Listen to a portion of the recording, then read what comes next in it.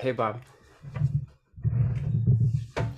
your other camera was black. I just want to make sure that the other angle works.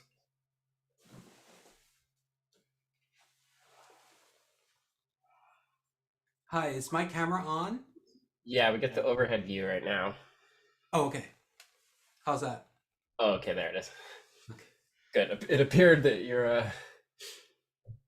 camera was on, but it was just black before. But all right, welcome back everyone from lunch break, and yeah, Bob, you're good to go. Okay, great. Good afternoon. Hello to everyone from wherever you're viewing. It's such a pleasure to be here today, to be with all of you. So today I wanted to discuss the Berceuse Opus 57, an absolutely beautiful piece. Um, Berceuse, or cradle song, is really a lullaby, and Chopin composed it in 1843 and 44, originally as variations in D flat major. Um, he originally called this work Variantes and dedicated it to Elise Gavard. Um, it was written actually late in his career, and it's a lyrical piece, and it features complex pianistic figurations and a continuous flow of variations over a calm bass ostinato. And most of the piece is occurring in the soft dynamic range, another challenge that we have that we're going to talk about. Um, it's believed that the person who held the manuscript, Pauline Viardot, had a daughter, Loisette, who they think Chopin dedicated this piece to. So a child, maybe as a bedtime song or something like that, and definitely can relate to that. Um, so the interesting thing is it is variations, but they're not separated from each other. There are no rests between the variations, and we're going to talk a little bit about some of the just, I think, very, very interesting things that Chopin did in the composition to create this feeling of somewhat improvisatory mood, and also kind of the suspension of time in a way, how Chopin can play with time. So if we go directly to the piece, I wanted to point out a few things. We have this recurring ostinato.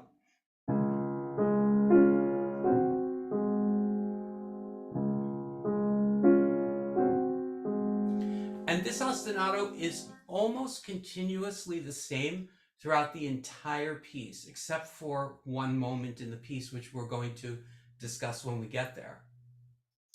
So with that in mind, the upper part has some very interesting characteristics. We know that Chopin uses counterpoint quite a lot, but you can already see in the statement of the theme itself that there are things that we hear in the background that are very significant in terms of producing this kind of overall suspension of time. And what I mean specifically by that is if we go to the third measure, we begin the melody on an F.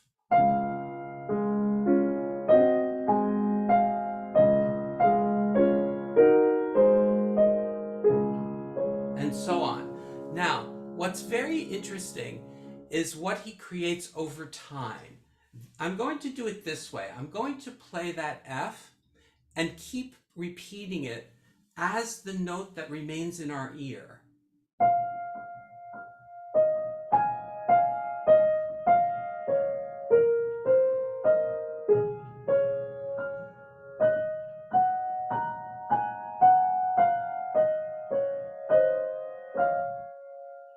So we have this background sound of the F up to the G flat, back to the F. Now, Chopin being such a master, let's look at the ostinato figure itself. F, G flat. So he embeds this kind of structure into the very ostinato itself.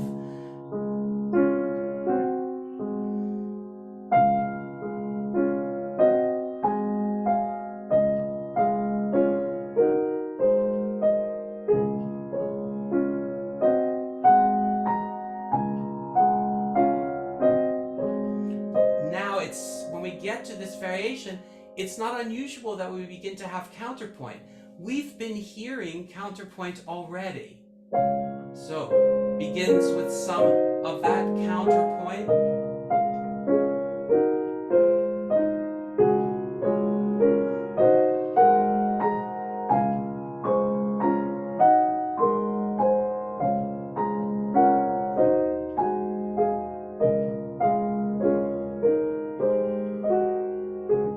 So let's look at what he did in this first variation. So phenomenal. He begins as the original theme. It's very recognizable.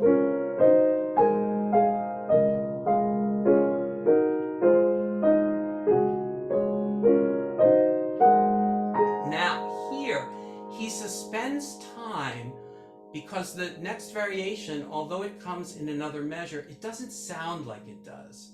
So there's an overlapping because he does this beautiful improvisatory descent.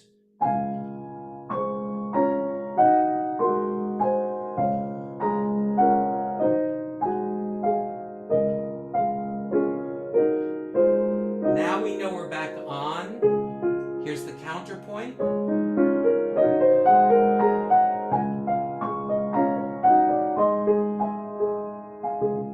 Next variation starts. So it's just a phenomenal sense of unity to the whole piece, even though there are very clear variations happening at very clear moments. So let's talk a little bit about the craft of all of this. First of all, I think in playing this piece, confronting that most of it is soft immediately can bring, for some people, not everyone, a feeling of a little bit of anxiety, some panic. Oh my God, what if I make too loud a noise? So we know that with the Taubman work, we rest down, and in soft playing, we still make it to the bottom of the key. Some of the things that really help in playing softly is to slow the key down ever so slightly. We're not altering tempo, we're just slowing down the key. And having that sense of going slowly into the key, the forearm can control the softness. And then there's balance. So how do we balance one singing voice against a bass note that has to be softer? We feel the sense of the forearm giving a little bit more weight to that third finger. It's good to just practice single notes like this. Always remembering that the finger has a little bit of emotion, the hand has a little bit of emotion, and that all results in the singing tone. The biggest thing to remember for people who are not maybe totally versed in the Taubman work is that we don't use the wrist for sound. The wrist is something that connects the finger, the hand, and the forearm to each other. If we were to go into the key and break at the wrist, we call this a collapse. We would have to, on some level, recover from that. So we know that we can control sound, and once we arrive on the bottom of the key, even if somebody dropped the wrist, it has no effect on what's happening in the sound. So those ideas that we have to cushion the sound or a landing pad like a shock absorber is what I was looking for. We don't need a shock absorber. If we go and we aim for the point of sound, which is about 3/8 of an inch below the surface, and we allow ourselves to aim there and then continue the mechanism to the bottom feels very, very nice. Some things about the lower part.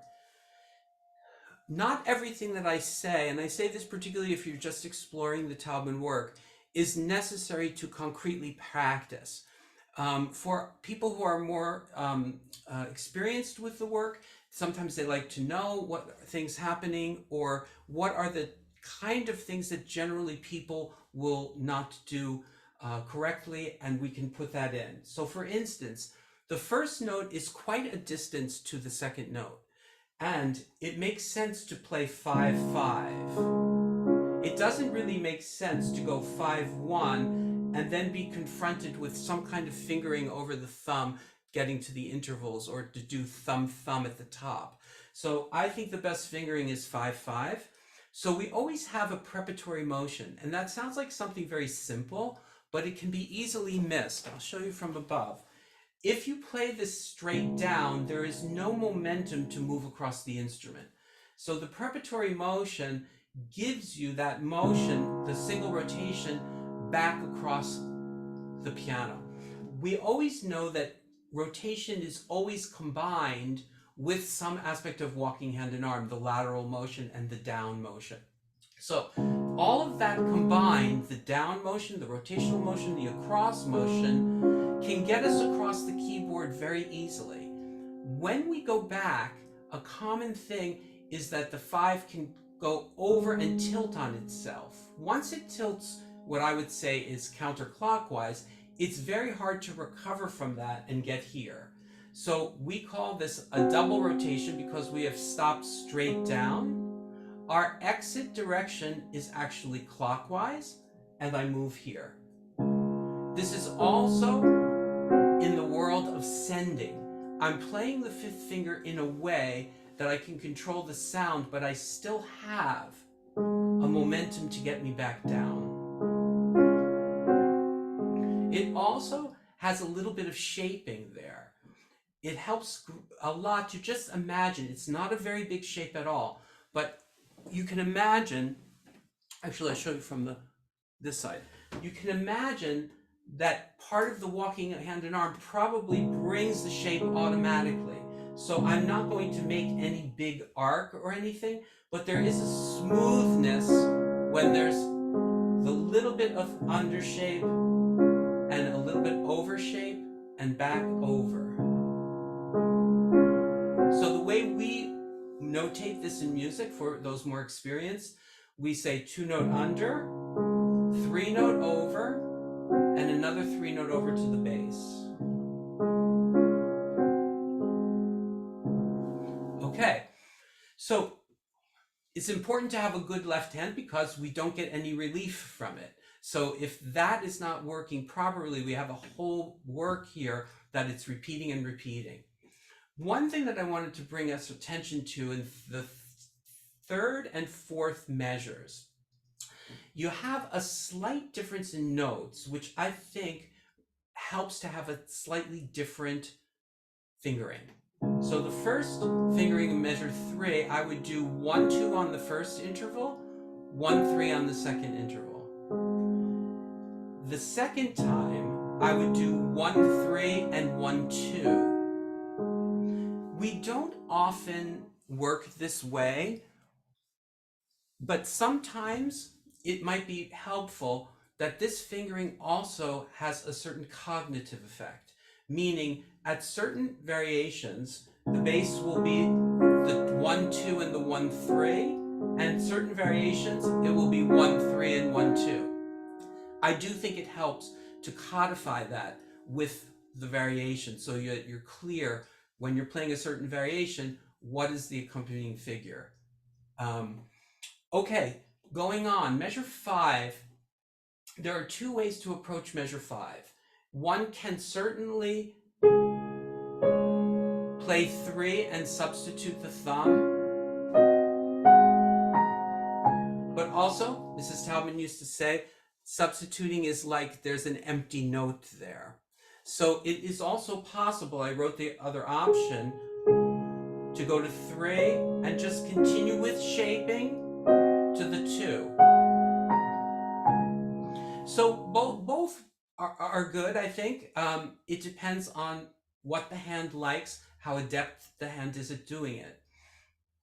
Moving on, I'd like to go onward to measure 8. In measure 8, the way the music is written, would indicate that we would need to come down to pick up that F with the right hand. So now, it's not impossible to do, certainly, not impossible, but I have to move my torso over. I have to do a lot of things. I found it easier to do what we call redistributing. We redistribute to make something feel easier. I will say we don't do it across the board in every circumstance just to do it. We do it when it really enhances the music and enhances the feeling of ease. So when we come here, it's very easy to just take the lower part of the treble clef into the left hand, 1, 3, and it's actually the much more the figure that we've been doing anyway. Now, this will produce a little bit of a leap in the left hand, but if you know how to leap, it's very nice because the right hand is not leaping. The right hand is very close. The left hand can leap. Here also, there are people who might not have a ninth. It's also an interesting moment because we're going from something that's very close to something very open. And sometimes the hand doesn't really like that feeling. Very easy to take that A into the left hand, single rotation back to the bass now. Now we go single rotation because we're going thumb to 5. So I found that helpful. Continuing on here, my hand is a little bit wide, so I do have the ninth easily. If you do have the ninth, one recommendation is to get the thumb very close to the black key area. The ninth will feel wider if the thumb is toward the edge of the key. So the closer the thumb can be, the more comfortable that feels. If you can't, it's perfectly fine to break it. It's a legitimate thing to do. Same thing here. Either the 1-5 or the breaking it. But remember that if you have a black key with a thumb and a white key with 5, we cannot be in this configuration. This is twisting. So it's very important that, and particularly I'm going to show in many places in this piece, we're surprisingly inside in this piece. And by inside, I mean close to the fall board.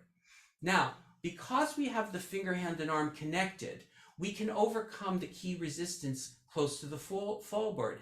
When people are very isolated, when they're playing the piano only with the fingers, it's very, very difficult to play close to the fall board. So that's one of the real advantages to unifying the finger, hand, and arm with the Taubman work. Here, thumb is right here. Thumb is right here again.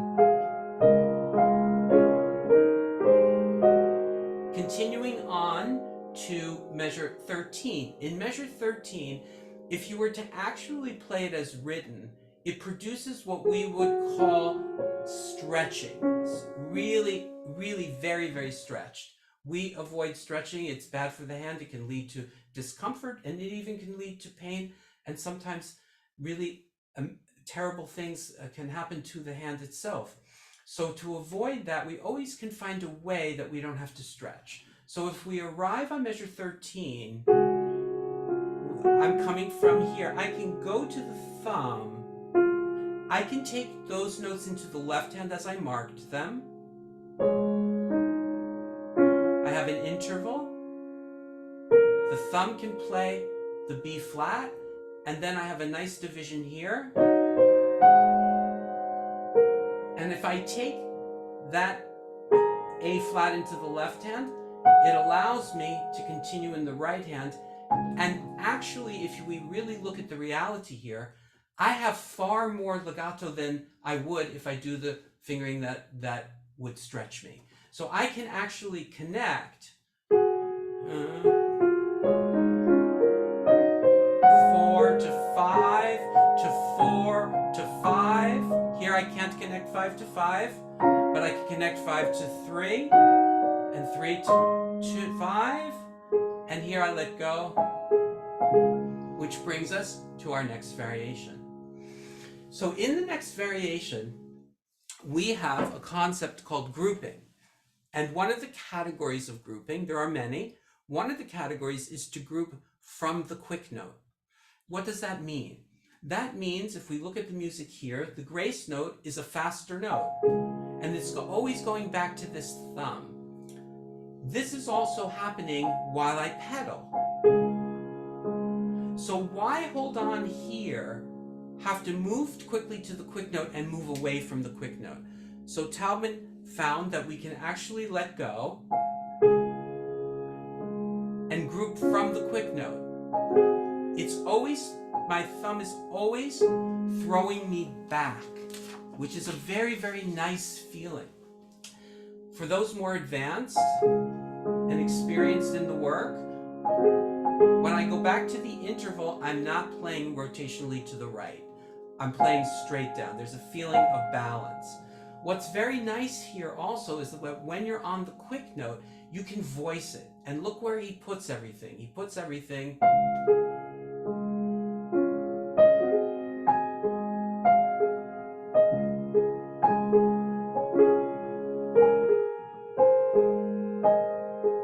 hard to do very slowly, but gives you an idea. So that's one thing. In measure of 16, there's no reason why not to just take the 3 notes into the left hand. It's so nice because you can do this, balance your thumb. So the score doesn't always have to be reproduced in terms of how it looks on the page. Composers did this for many reasons, of course, voice leading to show us unity, all kinds of things, but it's not a prescription for how to play it, and that's very liberating. So he continues with this.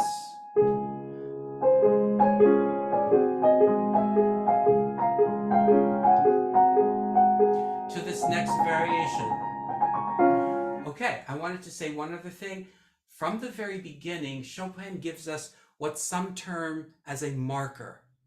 And the marker is the delay on the first note. If you just listen to the whole piece one time, just for the marker, you'll be very clear where all of the variations begin. Because you can see, as I came to the first variation, here's the marker. You can hear it in the grace notes, suspending time, and then going.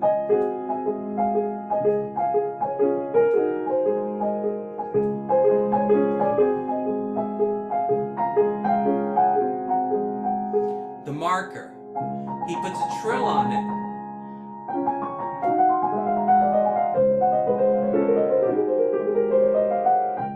Okay, let's talk about this area. So in this area, obviously the lightness is very important. We also have what's called shaping. Those are the curvilinear motions which help the finger, hand, and arm in a united way navigate across patterns. We have one very common type of shape, which is an undershape followed by an overshape. An undershape is that slight curve. We never drop the wrist when we do it, just slight across and slightly lower in the middle, raising back to where you were.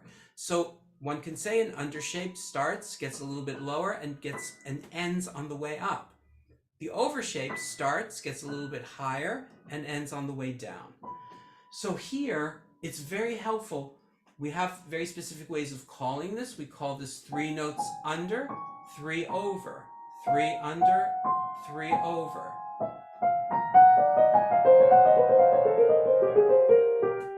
And then it goes into what we call a scale shape, where the high point of that shape is the finger before the thumb. So this is a very good example of how the different types of shaping designs can work and work very quickly one after another. I will have to say that these shapes are very, very small. I was really tuning into John's lecture and how much he was emphasizing how small things are, how we don't see them in the end. You will see a little bit of shaping, but you know it's gone way too much if you see big motions of the upper arm. That's way, way too much. And the consequence of that is it will pull you off the bottom of the key. It will stop fingers from working. It will sometimes wash out different combinations of motion. So here, very nice thing to know, it's very, very small.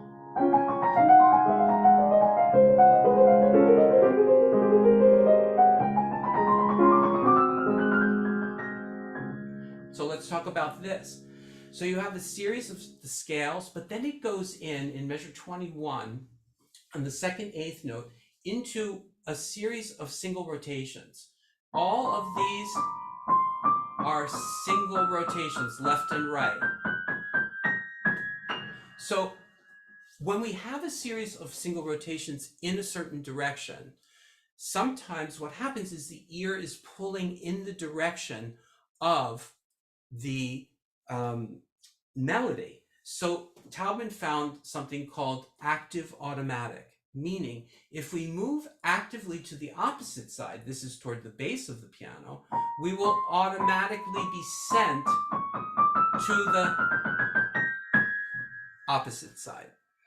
Inevitably, we want to feel very equal. So it's also possible for people to pull too much to pull too much to the active side. It's a thought. It's something to make it feel better. I like to say very often to my students, I'm not saying something for the academic purpose. I want what I say to feel differently for you at the instrument, and that's what's important.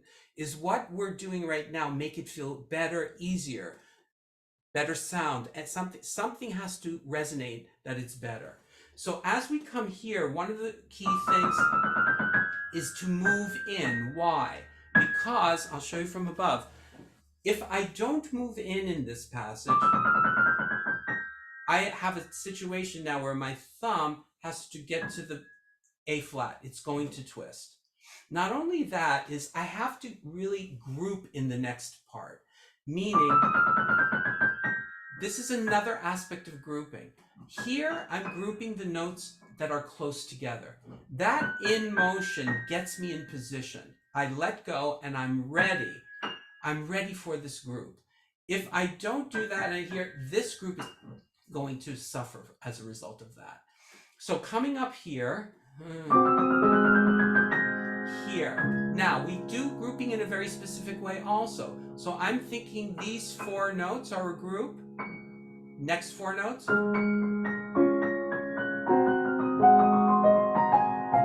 So what am I doing here? There's several things at work here.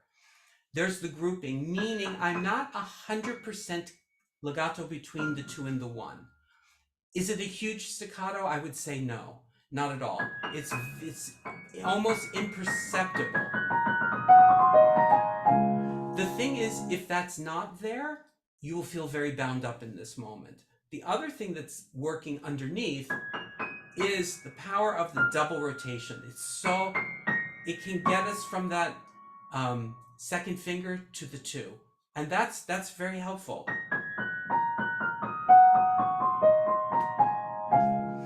So it's a combination of that and then a tiny bit of shaping. This begins actually with an over shape. So I don't begin by making an under here. I start as an over to this thumb. The tiniest under, over, possibly use 5-3-2. Some people might like 4-3-2. That's why it's in parentheses. And now, okay, so that can give you some help in this variation. Next variation, we come here and we have all double notes. And we have double notes that are alternating high and low. So this poses the issue of what is the rotational balance. From a rotational point of view, they have really what we call sometimes the hybrid, or just being balanced on the upper one and not allowing it to fall over rotationally to the right. You can see it from the side even, how it kind of can just fall over to the right. Here, we're balanced straight down in the direction of the thumb.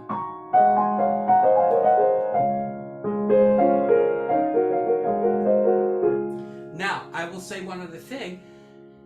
It's very important in this passage to stay inside. This is what I was talking about before. If we're not really inside, this moment here is very difficult.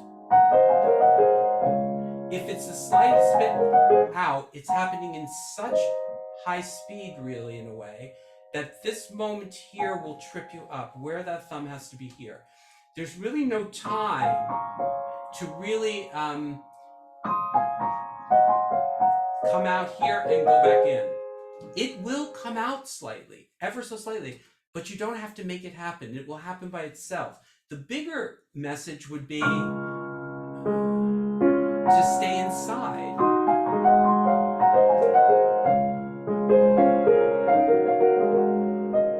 Now, coming to the thirds.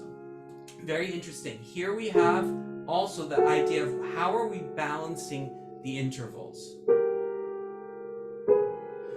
towards the thumb. This gets into also very much what John was pointing to. We can't really hold all the notes all the time equally. When we go from the 1-3 to the 4-2, it's perfectly okay. But we really can't get to this 1-3 unless the 2 has a message to let go. The 1-3 can now be connected to the 4-2, and the 4-2 can be connected to the 5-1. But the 5-1 has to let go of the thumb in order to get to the 3-2. Here you have a choice. You can go to 4-2, some people like that. You can also go to 1-5. 3-2 to 1-5 obviously can be connected. 3-2 to the 4-2, we have to let go of the 2. And I won't go into all of it, but this is the concept here that's working. The balance of the rotation, and now moving in.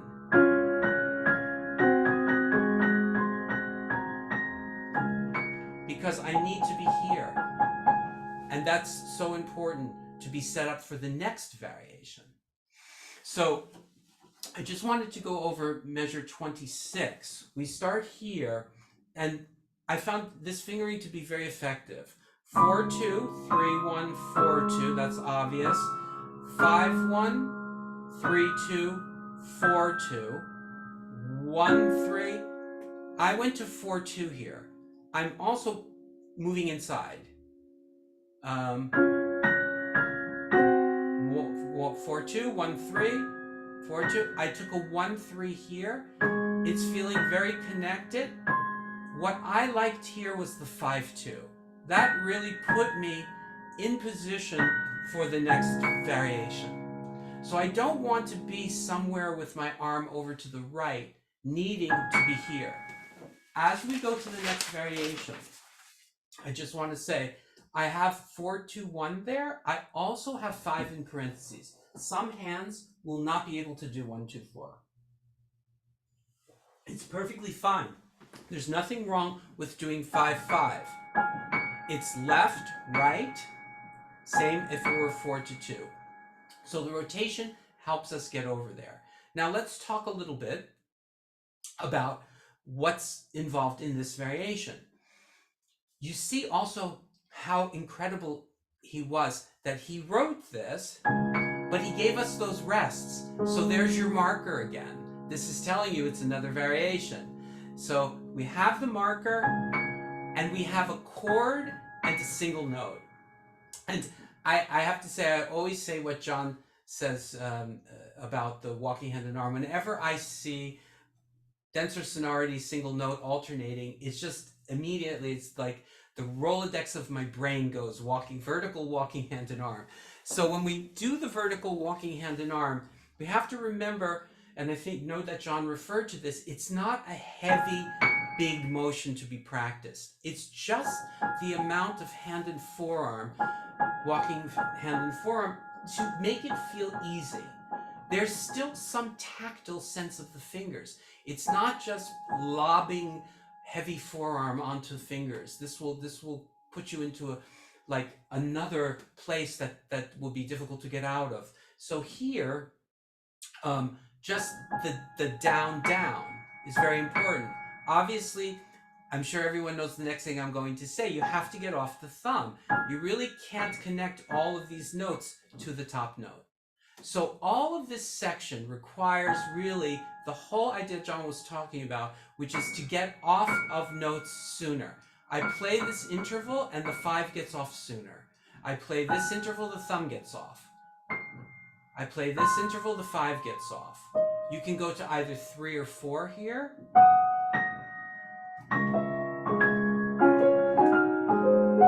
Now, at the end of measure 28, I thought it was very easy. Instead of going way down here, redistribution. You can redistribute that A flat here, it's right there. And same thing in measure 29. I'll go a little bit slower in 29 so you can see. I'll show you from above. If you take 1-5 here, you have very little to do in the upper part. Also, this can be taken 2-4, the next one, and the thumb can play the note that quote-unquote belongs to the upper part. But it's just music. It doesn't have assignments of hands. So it's just music here, and then you're right on the chord. So to reduce the amount of back and forth, this is very helpful, I think. Continuing on to measure 30. This is a very, very important moment. This has to be very in. Even if it's here, this might be okay if I were just playing this. But the fact that the next interval is here really requires us to be inside here so that we can get here and finish it. I have to say that was a place that I did not do intuitively, and actually brought this moment to Edna where she said, well, why don't you just be inside? And it was like, in that moment, it's like, you know, wish I had a V8. It's just so apparent that that's where it has to be. I hope if anyone learns the piece, that they don't have to spend a few weeks or a day on being too far out there. So that was a great thing. Coming here, now we're in another variation. Here's our marker, okay? Now we have something very interesting, repeated intervals. Now, you will find very often that editors, not this one particularly, but many, there are other editions I looked at, where every time it repeats an interval, you have to change fingers. And it's just very busy and it's not needed. You can do it very well if you know a few things. So what do we need to know? This is for anyone, you know, very experienced or just new to the work. We have talked probably a lot. I'm sure Mark mentioned this morning, the finger, hand, and arm are connected to each other. So when we have that, we also have right there are 2 fingerings here that work. You can stay here and go directly to 5-3, or 5-1 feels good too. But the repeated note, the repeated interval, is really important that you understand the concept called riding the key. The fingertips stay in contact with the surface very lightly, and the finger, hand, and arm have a kind of gentle rebound. Really would not even use the word staccato here because it just would bring too much of it. It's a kind of feeling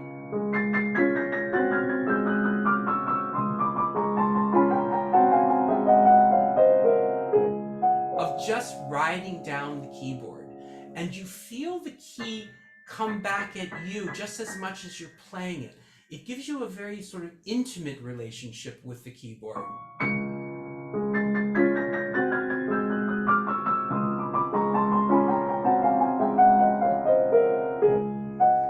Okay, now we're into this next part of the variation, and this is very interesting from another point of view. It sounds very similar. It sounds like you're doing the same thing over and over.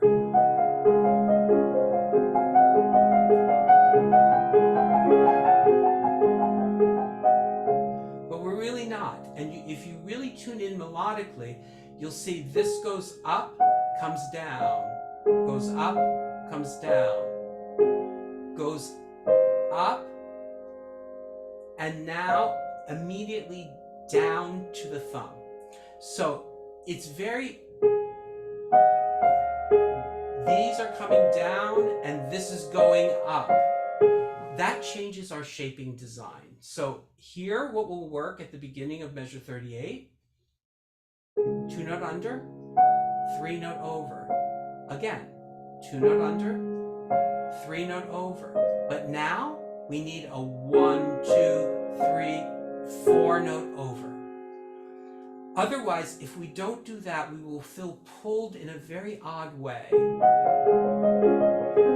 Very hard to get back to that A flat. Even if I don't exaggerate it, it doesn't feel quite right. Whereas that really puts you. Here, we're doing mostly that. Okay, new variation.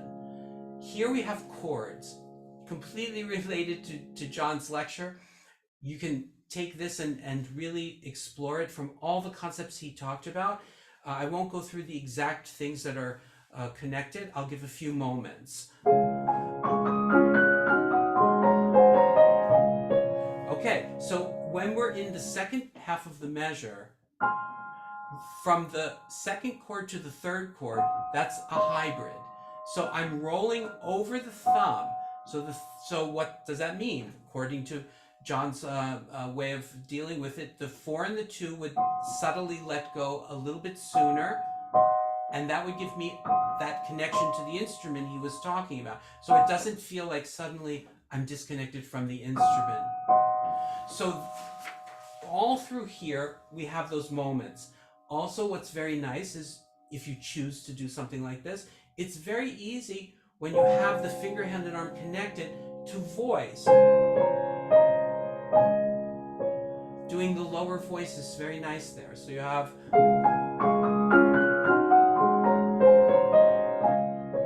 And then you can continue.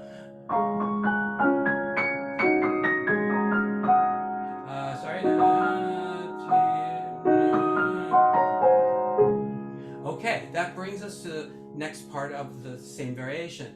Same idea here. We have a repeated finger, and you can see in their addition even they're changing constantly. Very easy. Staying on the same finger. The thumb can repeat. The thumb plays, it has a movement from here, connected to the hand and the forearm. It's light. It doesn't mean you have to have an accent.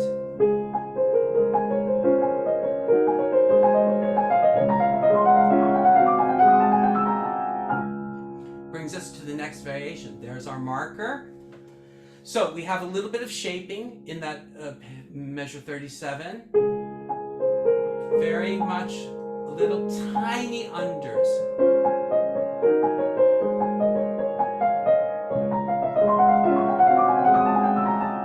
To the overs. Going on. This technically is a very interesting passage here. This is one of those cases which is very helpful to understand that very often we shape, when it concerns the thumb, we don't, and the thumb happens twice with either 1 or maybe 2 notes in between, we don't come fully down to the first thumb. Why is that important here? It's important here. It's not a lot of shaping, by the way, but if it's the wrong shaping, if I come down here, it creates a very, very busy, awkward feeling. But if I just extended 1 note to here, and then from there to here,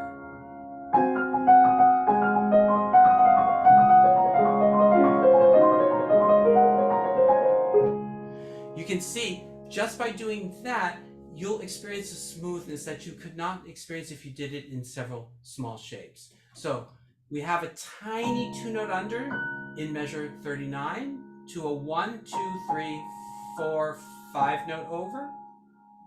1, 2, 3, 4, 5, 6, 7. Under shape again. Slight. 1, 2, 3, 4, 5. Under shape.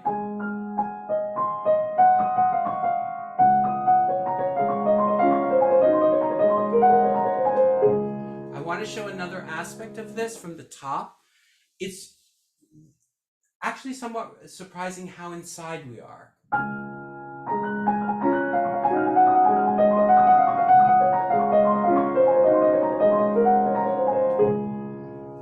Amazingly inside, but feels really very easy. When it's outside, you'll feel those pulls and tugs. Continuing on, now we have some interesting things within and out because of the placement of the fifth finger. We have to come out on that B flat because of that G with the fifth finger on the white key. It's very little.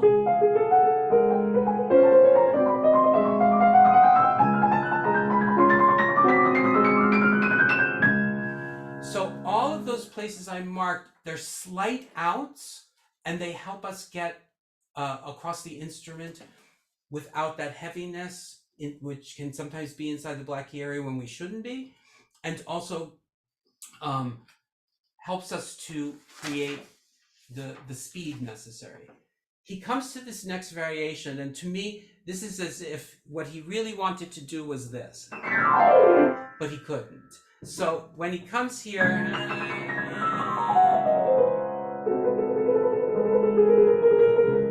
so in a sense, we talked at the beginning of the piece about this disruption of time.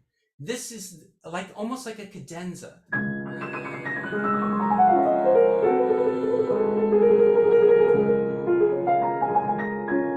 This suspension of time.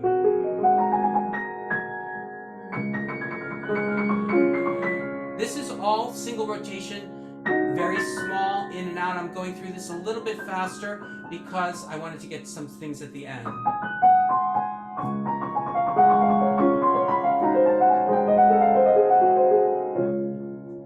Okay, we're in some of the end variations. So here, just take a look at the fingering. I use that fingering because we can cross under and over our thumbs, and we can actually get it to be very connected by virtue that we know how to do that. If you don't know how to do that, then either you're going to choose a very stretchy fingering or it's going to sound very lumpy. So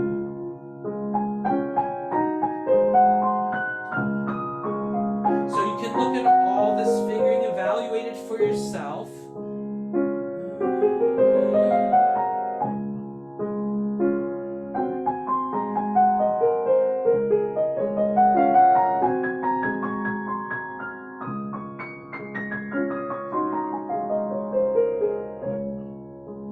Okay, this is the first place he changes the left hand.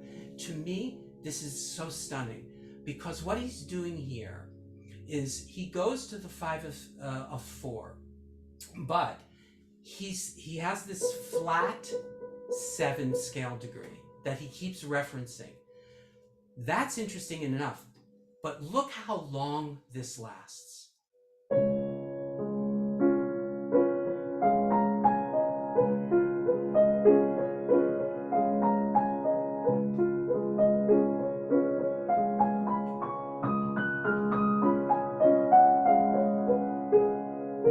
All the way to there. If that is not a suspension of time and how he set it up at the beginning with that little extension over the sequence of time, to me it's just so magical. And he continues.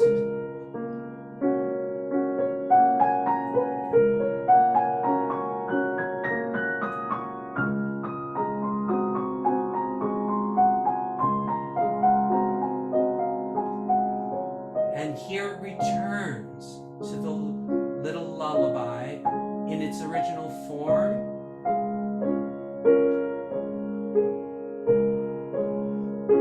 And the suspension here is so beautiful.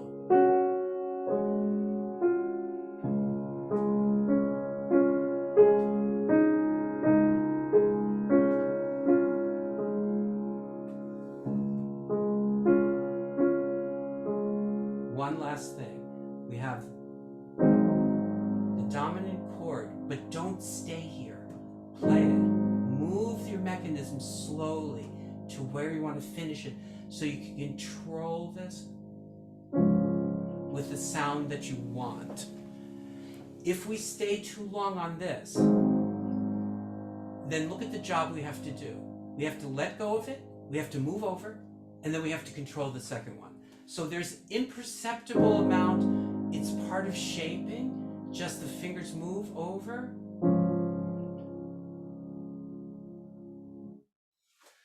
So thank you so much for spending time with me with this piece. It's a real favorite of mine, and I really loved working on it. So thank you so much.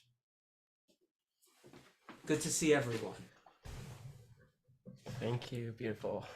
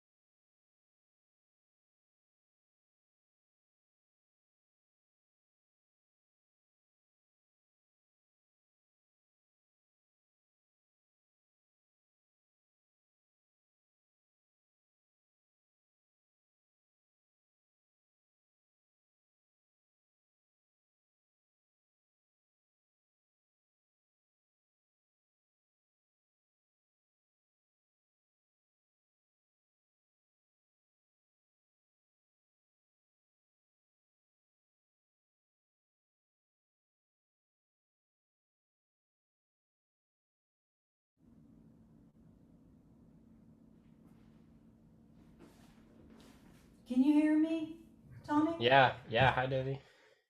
Sounds Just good. checking. You look cozy. You know, it's cold here.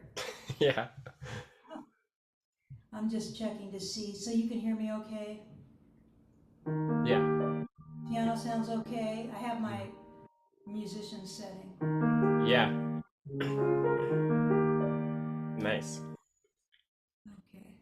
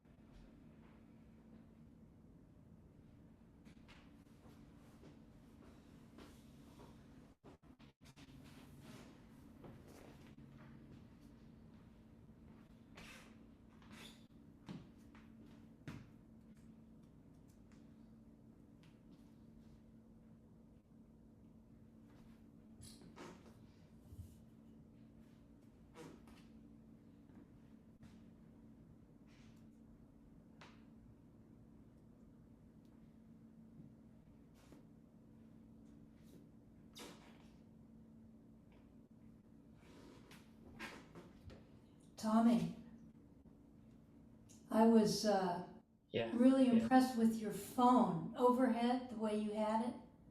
I spent a little time of the lunch trying to figure that out, but Oh yeah. I couldn't figure out a way to attach the phone up on this boom. Yeah, I actually just got this for this conference because I used to have the upright piano, which had a different attachment for my overhead camera. Yeah, But I have two webcams, but then you can't have them simultaneously.